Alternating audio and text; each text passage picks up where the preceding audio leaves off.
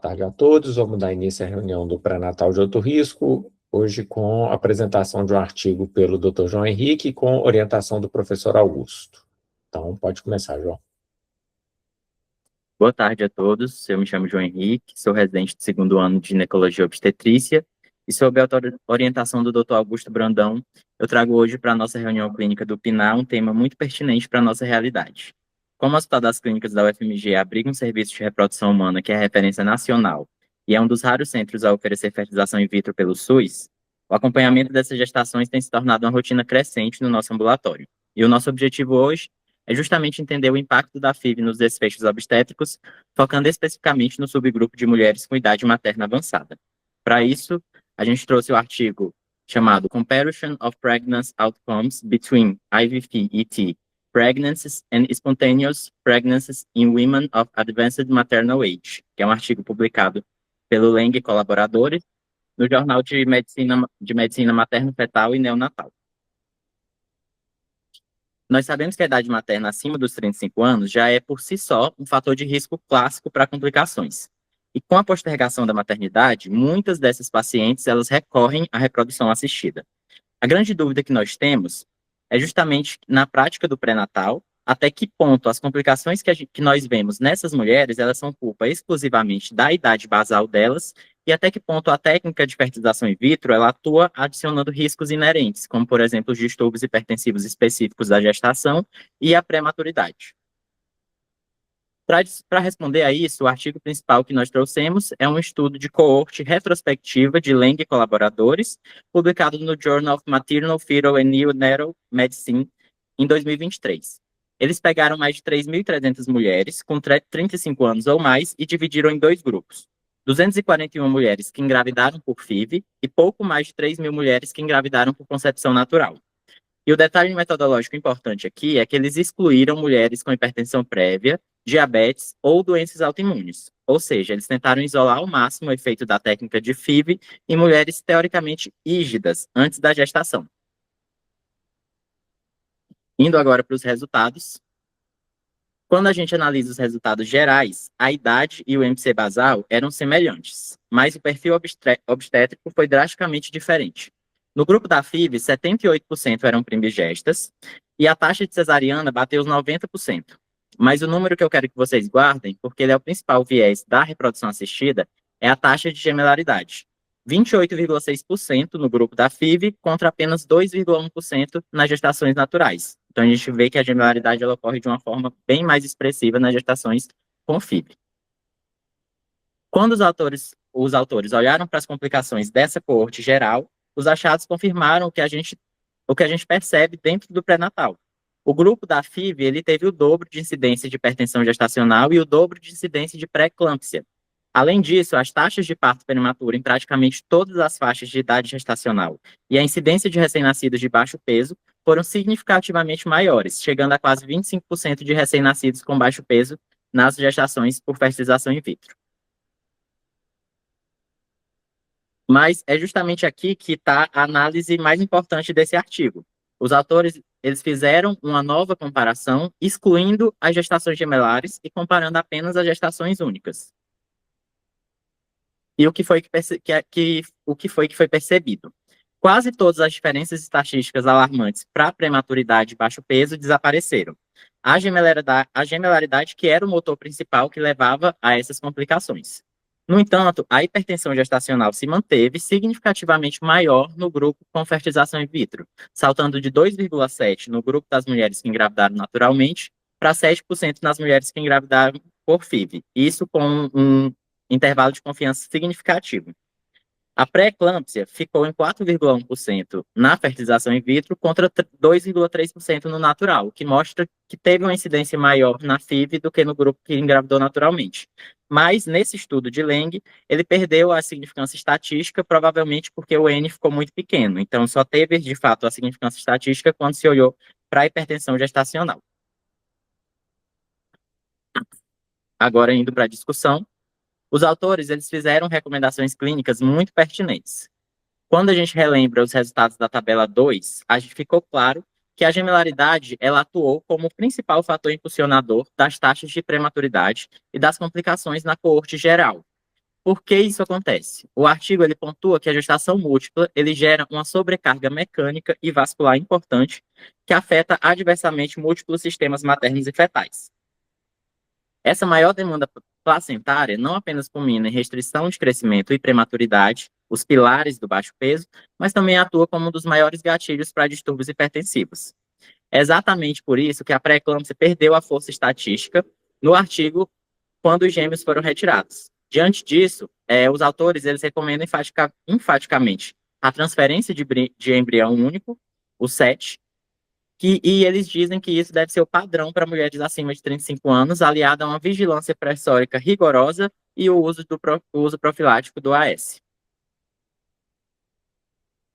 Apesar de ser um bom estudo de base e trazer condutas úteis, esse estudo que a gente trouxe, ele tem limitações metodológicas importantes. Só um minutinho que eu vou botar aqui no carregador.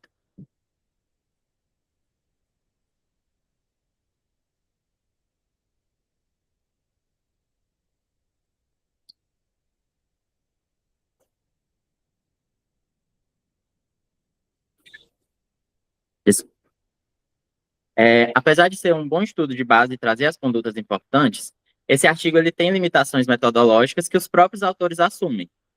Trata-se de um centro único com um viés populacional considerável, até porque tem uma altíssima taxa basal de cesárea da instituição para além da gemelaridade, e eles também não conseguiram diferenciar as causas básicas da infertilidade no grupo que fez a FIV.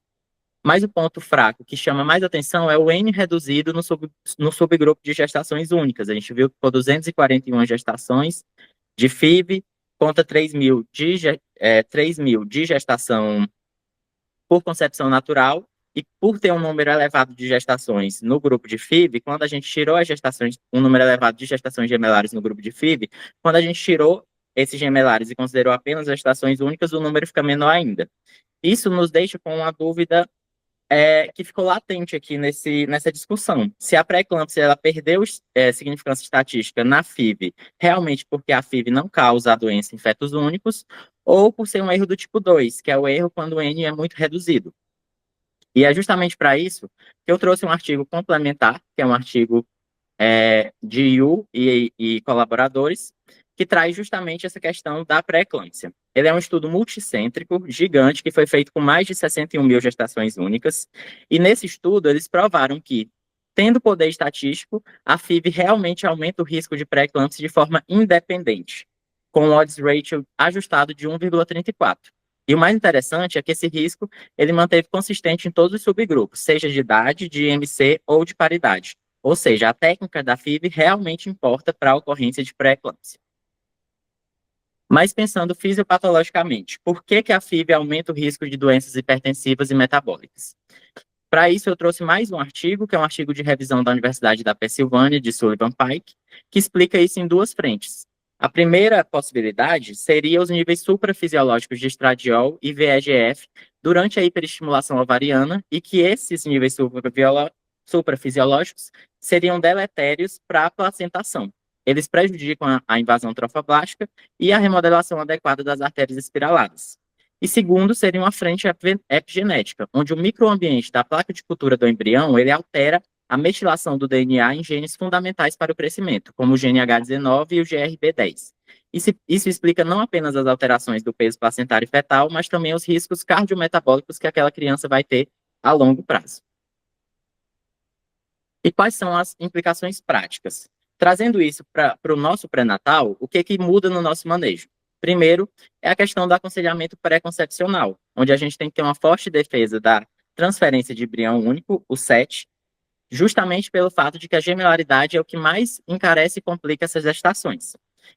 Eu cheguei até a conversar com o pessoal da reprodução aqui do HC e, de fato, a transferência de embrião única é a regra. Ela só vai ter uma transferência de mais de um embrião em situações bem excepcionais.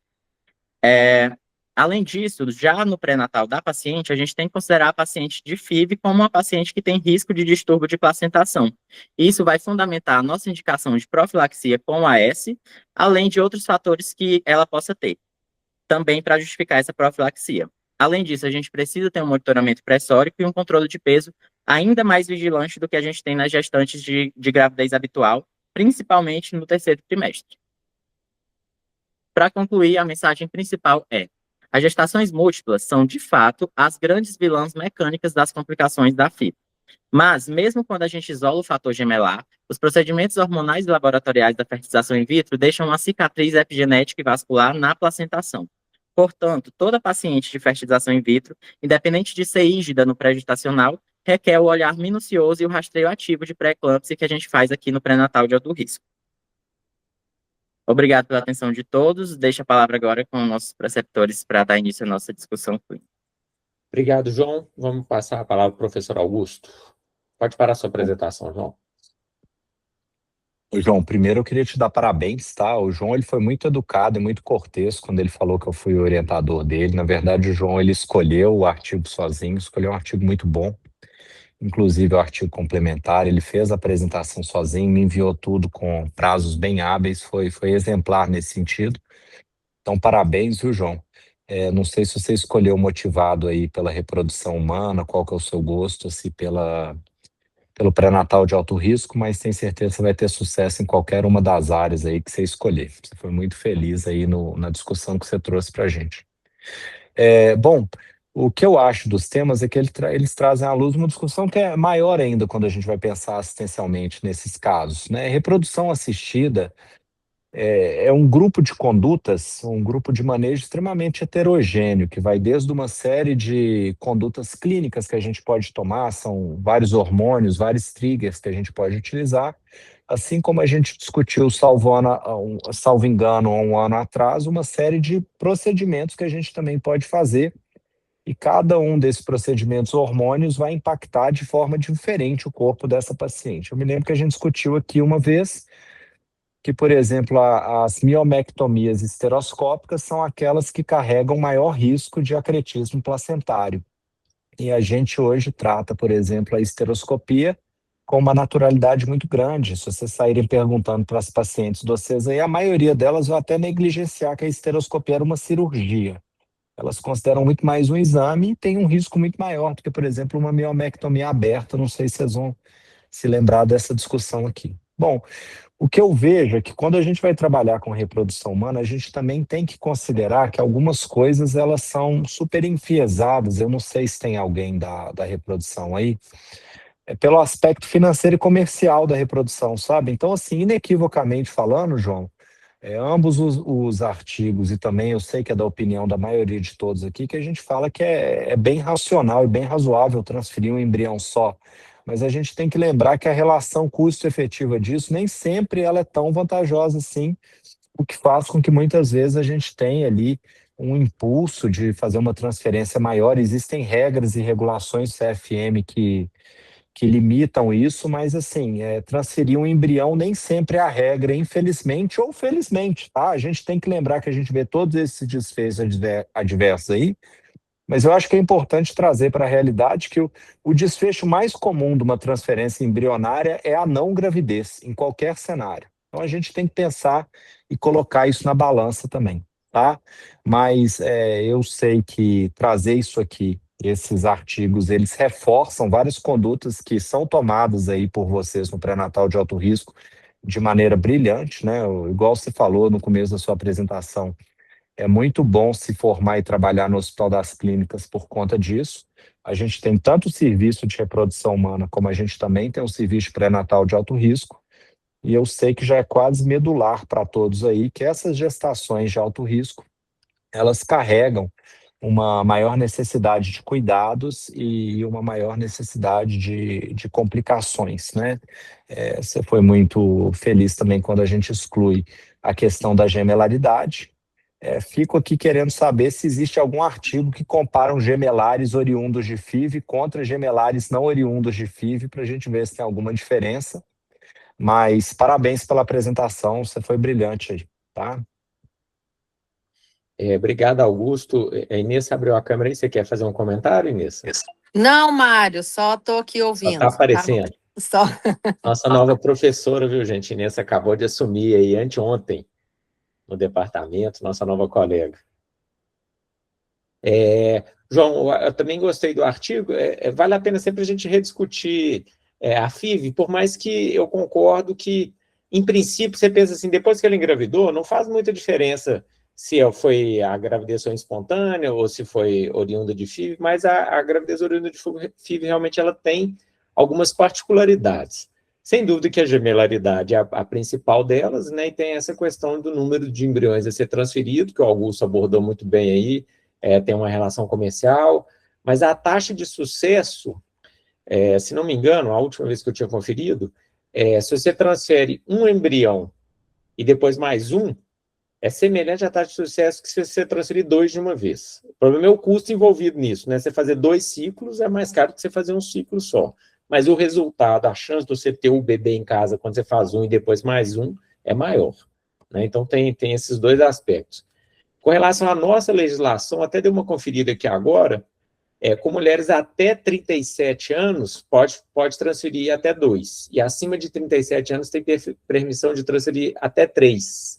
Exatamente porque quanto mais velha, a taxa de sucesso mais baixa. Mas então, assim, transferir 2 abaixo de 37 e 3 acima de 37 está dentro da legislação. O pessoal não está fazendo nada de errado, mas é lógico que a gente sabe que a probabilidade de prematuridade é muito maior se for uma gestação gemelar. Com relação à pré-eclâmpsia, que é a minha área de interesse maior, todas as instituições, os organismos nacionais e internacionais, eles sugerem que a FIV seja considerada um fator de risco para pré-eclâmpsia.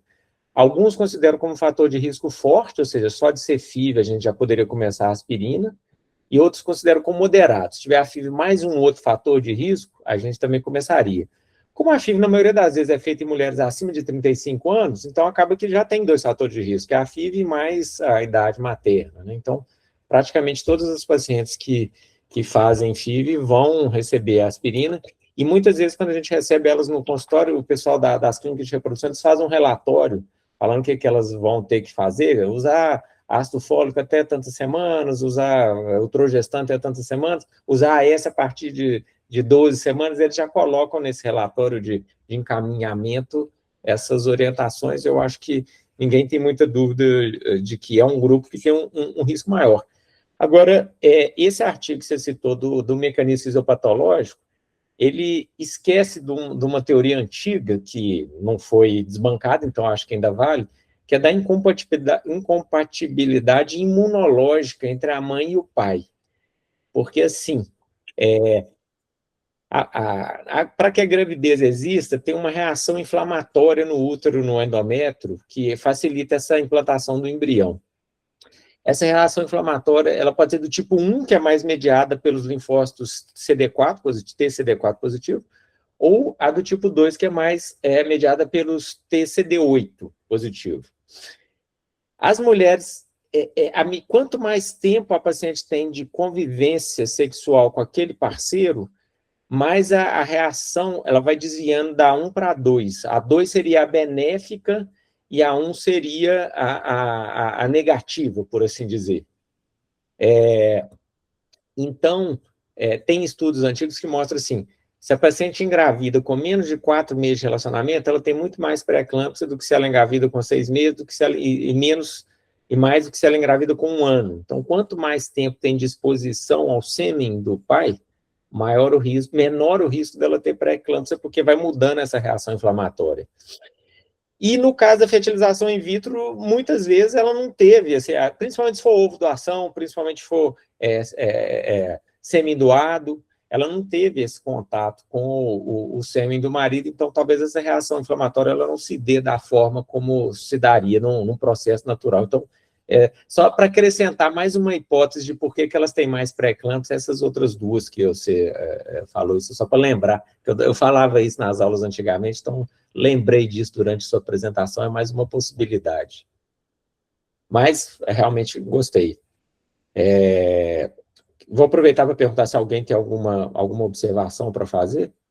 Ô, Mar, queria só falar assim, sobre essa questão da reprodução humana, gente, porque a realidade é muito maior, né, gente, extramuros do Hospital das Clínicas, né? O Hospital das Clínicas é o único serviço de alta complexidade que nós temos no estado inteiro, né, de Minas Gerais. E a fila, né, para o acesso a esse serviço, ela é muito grande, né? Então, os pacientes demoram 5 anos para chegar aí no Hospital das Clínicas, né? Então, a gente tem que se lembrar disso, quando o Augusto disse, né, Augusto, tem essa questão outra comercial, e ainda quando chegam no Hospital das Clínicas, a gente tem algumas outras questões, né, gente, do pagamento, da medicação e outro, né?